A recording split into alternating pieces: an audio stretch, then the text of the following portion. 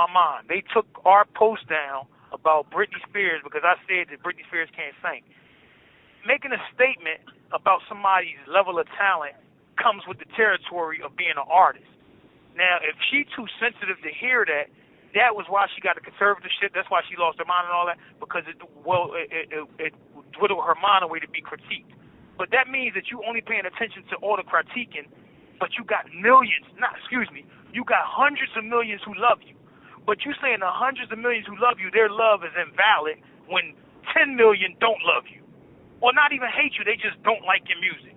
You selling diamond, you going to I'm telling you that I'm saying that you can't fucking sing. Like, that's fucking, like, we listen to motherfuckers like Adele and Tina Marie. These are white women who can sing. Joss Stone, Christina Aguilera, they can sing. Pink, they can sing. You mad because I said she can't sing and you take our post off of TikTok and say it's hate speech? That's not hate speech. I don't hate Britney Spears. You ignored the part where I said that she inspires love, and she inspires love in my heart. When I see her dancing and I hear her little squeaky voice talking, it's cute, and I be like, oh, she a sweetheart. That don't mean yo, you could be my best friend, and if you made a rap record and the shit corny and we sitting in the car, I'm gonna look at you and say, homie, you know that shit don't get no play in this car. But I'm gonna be your homie and love you in every other way. You just not a good rapper to my ears. And you might be MC Hammer who sold 10 million. Hammer, your shit gets no play in my car.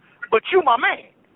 But that's not hate speech. That's a truth. That's my truth about my opinion of your music. Music is subjective. This Voice is a call from Pennsylvania State Correctional Institution, Albion. This call is subject to recording and monitoring. So my thing is that I'm talking on this fucking joint, this TikTok shit or whatever the fuck you put it on. I done talked about a motherfucking stabbing, a motherfucking shooting. I done talked about motherfuckers talking about spitting in my face. I done talked about me stabbing the motherfucker for saying he gonna spit in my face. I done talked about my crimes. I done talked about my sentence of life. And none of that got took down. All this shit, nigga on nigga, black on black. If you say nigga, you get taken down, you don't get taken down. So that's not hate speech because it's part of my vernacular and they understand that much. But when it comes to me saying something about this blonde-haired little white girl, it's hate speech because I don't like her voice. Not I don't like her, or I hate her life and I don't think none of that. I don't think, but because I think and I feel in my soul she can't fucking sing, they take it off of TikTok. But all the violent shit I talk, stay on it. You motherfucking crackers is ridiculous. This is what we mean by crackers. People who crack the whip. You got saltine white crackers. You got these black guards in here and black cops that kill niggas and black judges. They rich crackers. They black. And you got the Spanish motherfuckers that side with the Republicans and the GOP want to be part of the good old party and all that shit. They wheat thins. You got crackers of all sorts. But the cracker part is they just cracking that fucking whip of oppression. They try to hold motherfuckers down. You can't silence motherfuckers. I don't even want to silence the white boy who's spewing about fucking blacks as monkeys or whatever. My thing is not to silence him. My thing is to make my argument against his and show him where his wrong. My thing is not to silence anybody, is to wake motherfuckers up. So your thing shouldn't be silencing me because that's a dangerous and a slippery slope. That's why we got to make our own shit. It seems like we only feel validated if we on white shit. But this what made me think. I'm watching this joint for the CMTs and the CMT Awards. The country music artists, they want to get a CMT. They cherish a CMT. We clown the BET Awards. If it ain't a Grammy, an Oscar, or a motherfucking Tony or Emmy, to us it ain't legitimate or it ain't solidified. And it's just, it's not. It's the only art that only black people can appreciate. What the fuck? White people is 5% of the fucking population of the world. Why do we seek their approval on everything? Or they award show approval? This boy Ed Sheeran said some real shit. He said American award shows is the most toxic, horrible, competitive places on the planet. Because competition is cool to a degree, but anything in the extreme, where you all ego and you all I want to be number one, it's poison, my nigga. And that's another thing what I be saying about us being out of balance. We so out of balance, dog. That shit in any extreme is poison. Oh, I want to be the best. That's a fucking farce. You could be the best for a time, but there's always going to be something better, because things evolve, things grow in whatever art form, whatever sport, whatever level of knowledge. You make dissertations to get your PhD by adding to some knowledge. So whatever somebody found and discovered in a certain field of thought or field of education, somebody added on to it. Because there's more to learn, there's always more to grow. So something's always going to be better, there's always going to be more added. You can't always be that one who is the one that's all ego. Your ego's got to be checked. You motherfuckers is telling us that we can't say the truth about a motherfucker. Lizzo got sick because of motherfuckers that, why they hate me so much? When she got millions of motherfuckers that love her, she focused on the 1 million motherfuckers that don't. Like, that shit is crazy ego.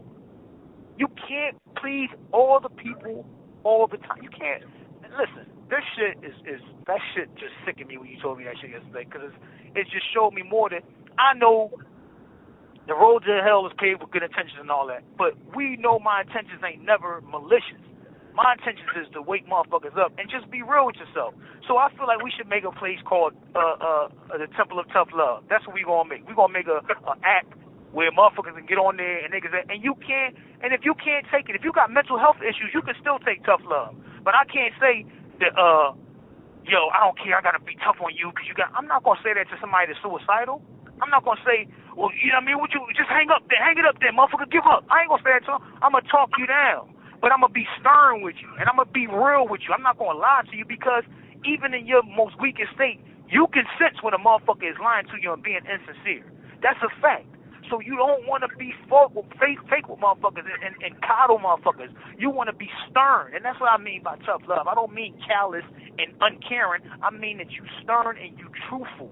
You truthful with motherfuckers.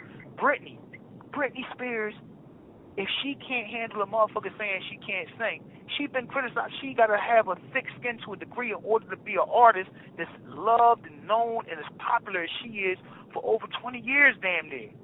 Like, that shit's got to stop. That shit, we got to stop coddling motherfuckers. If you want to be an artist in the spotlight and you seek fame and you seek that's part of your ego need to be fed in that fashion. That's not my job to cater to that ego at all times and call it being kind. I'm not being kind or not being unkind. I'm just being truthful and honest.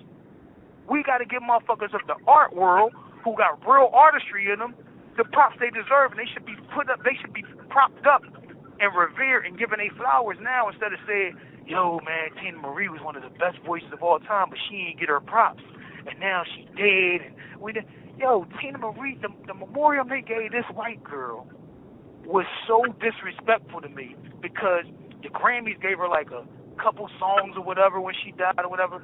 This woman had hit upon hit songs that was fucking moving people in the black community. And then you had the black community that didn't give her props on BET. They gave her a little joint here and there, but they didn't give her a real props because she wasn't black. So she was in between. That's a bad place to be, when people can't just put their bullshit down and say the truth. Yo, this woman is a fucking beast. I don't care if she's black, white, or whatever. And they can't put down and say the truth. Yo, this woman can't really fucking sing. I don't care if she's black, white, whatever. Just tell the fucking truth, man. Just tell the truth, man. That's my spill is for the day, man. That shit irked my fucking soul. Like, that shit grinds my gears, man. You told me that shit. They took our shit down talking about his hate speech, but they left all our other violent shit up on that joint. That shit blew me, man. That's the shit. That's why we gotta go ahead and build our own shit. We getting all these companies rich. All these motherfuckers getting rich off black content, black kids. The fucking the Milio sisters, like. Yeah, they can dance. No bullshit. They can dance. They're no more interested than any other millions of the tens of thousands of black kids that's on there that don't get none of the props they get because they got dark skin. And that's just the reality. They don't want to say it, but the reality is the reality. I just seen shit like that. They had a documentary that on FX called Content Makers on FX called or something called the New York Times. They be having on Friday nights. They do stories on shit like that. I was shocked that they had all these different kids that was doing all this shit, and these black kids making all these dances up, and the dance don't get popular till the white D'Amelios or Addison Rae or you have 1 minute left. Bella Thorne do it and make it one of their challenges. Then every little white kid want to do it, and this is just a reality. Of course, they want to see people reflected in them, but the reality is that why you can't just say, yo, the black kid did this. Like, this kid did this, and put them on your joint, and tag them, and show that that's who you stole it from. Because that's who you stole it from.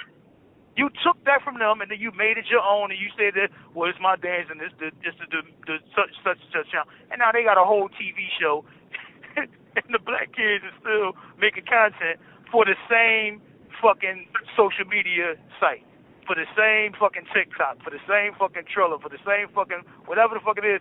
We got to make our own shit, man. And we gotta make and be happy with it. And BET should be owned by black people. Make a BET for black people. That's actually owned by black people, not Viacom, because Bob Johnson sold it. Because the black owner sold it to a white man. Like, come on, man.